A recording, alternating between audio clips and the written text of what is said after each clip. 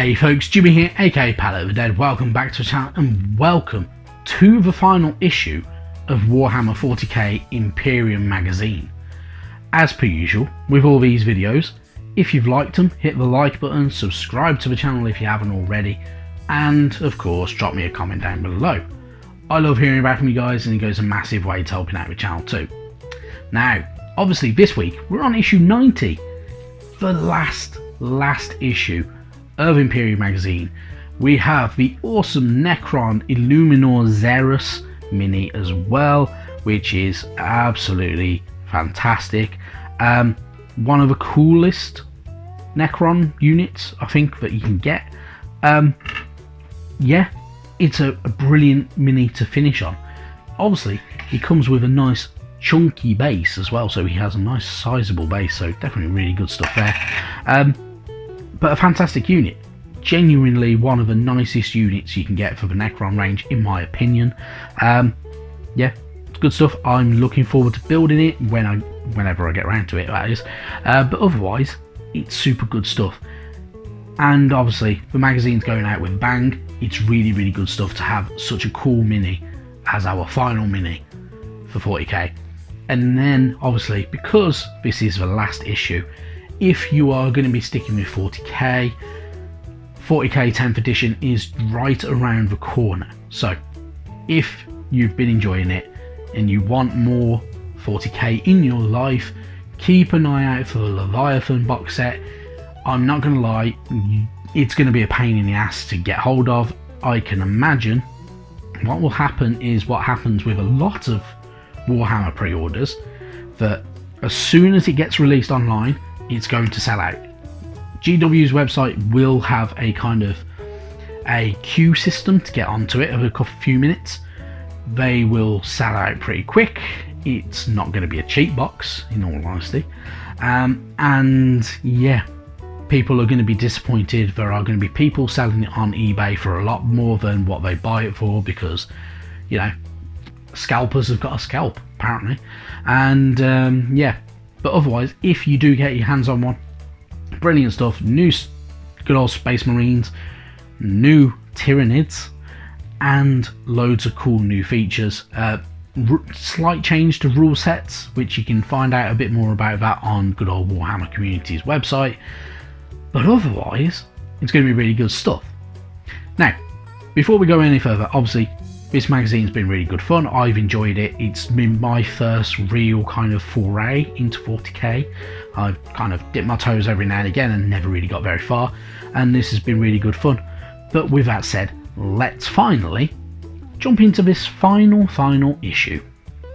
So first off, we are greeted with our datasheet for Illuminor Xeris, Master Technologist. A cryptech of vast intellect and ambition, Illuminor Xeris seeks to master the secrets of life itself and ascend to true godhood. So Xeris has some pretty nifty war gear with him. He has an Emphric Overcharger. Xeris' Emphric Overcharger impedes the warp, affecting the minds of nearby psykers and rendering use of warp powers dangerous. He carries a atomic energy manipulator, because, you know, why not? Xeris is first and foremost a scientist. This device allows him to swiftly disassemble his enemies and use the resultant energy to bolster his allies. He also carries an Eldritch Lance, which combines hyperphase blades with the ability to unleash beams of destructive energy at long ranges. And of course, he is one of the cryptechs. He has 3 good old razor sharp limbs, effective as melee weapons, allowing him to slash and stab at any foes foolish enough to approach, and obviously, you know, being a little bit more wieldy over kind of rough terrain and stuff like that as well.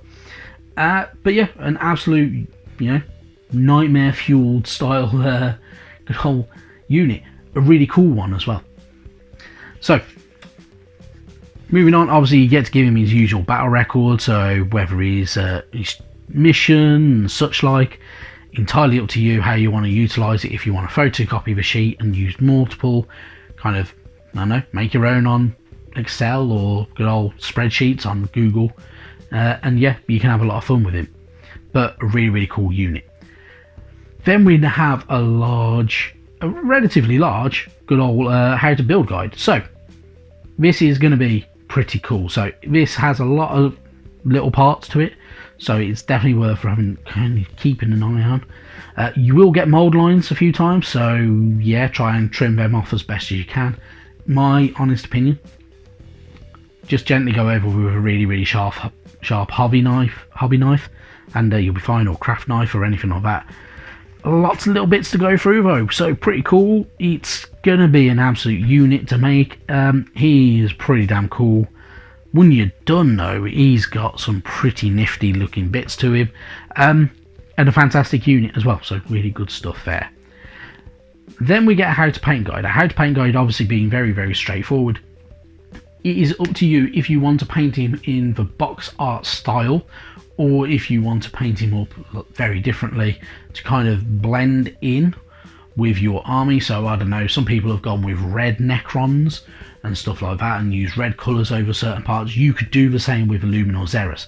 At the end of the day, he is your mini. Paint him how you wish, because he's yours. Have fun.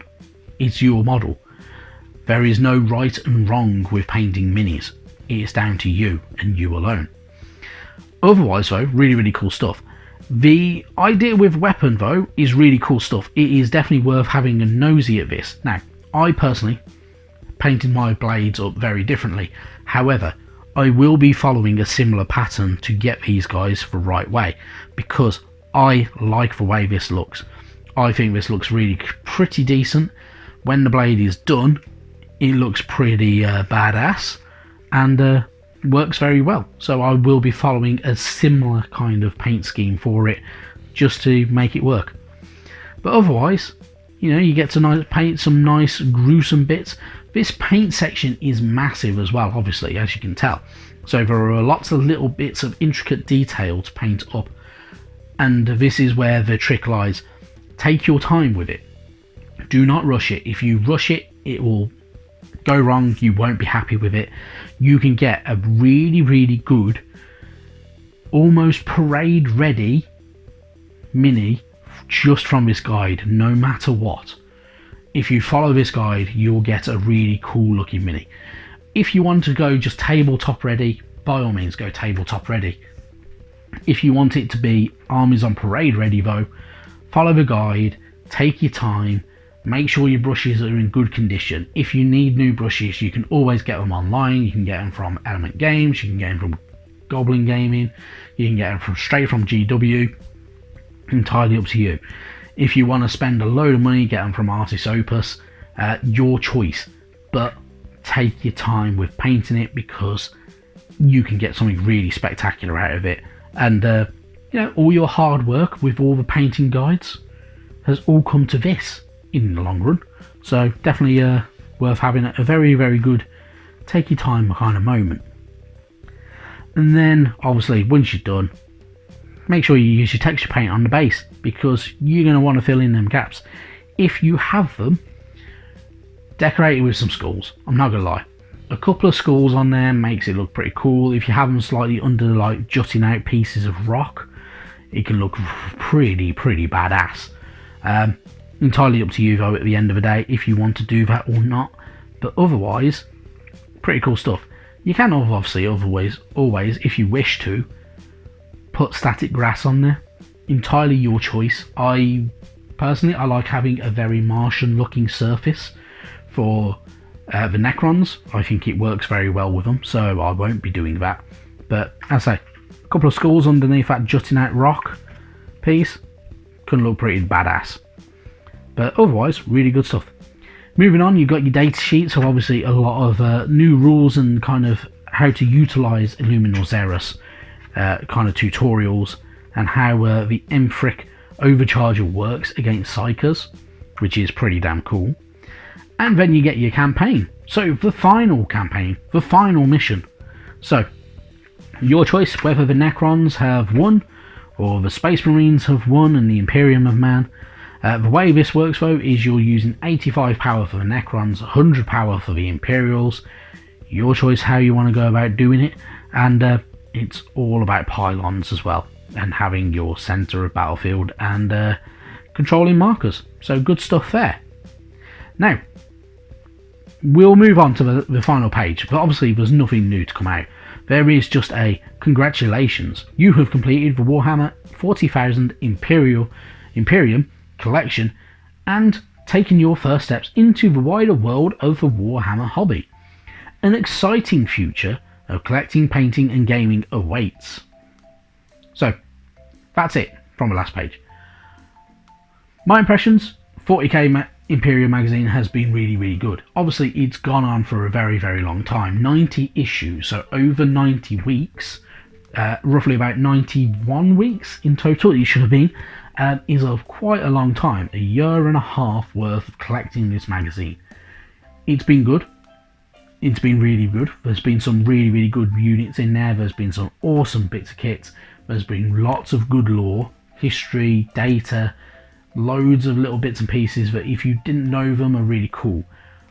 My personal thing is, this is a really good stepping stone, so if you are new to 40k or new to Warhammer in general and this is your first foray into it, now is your chance to expand on that. So do it whenever you feel like it and you feel up to it.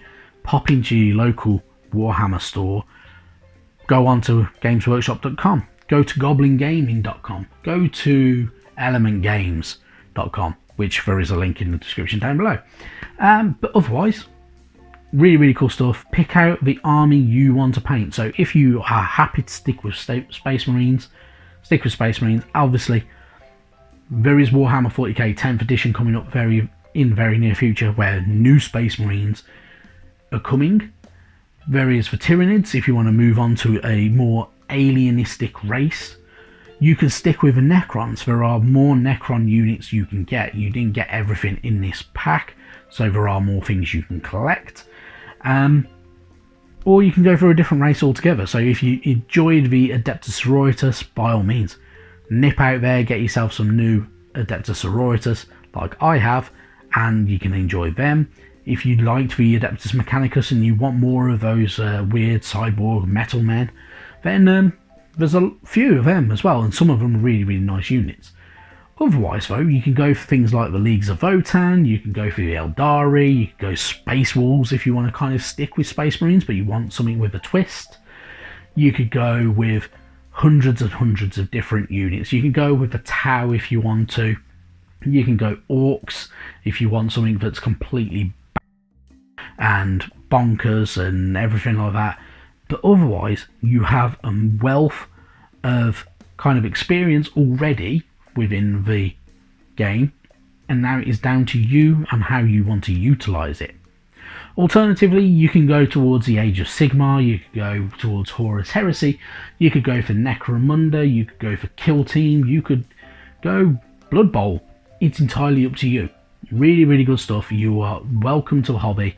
It is now your choice how you want to go about doing it. In terms of the future of good old Warhammer magazines, obviously we're on issue 14 of good old Stormbringer magazine currently.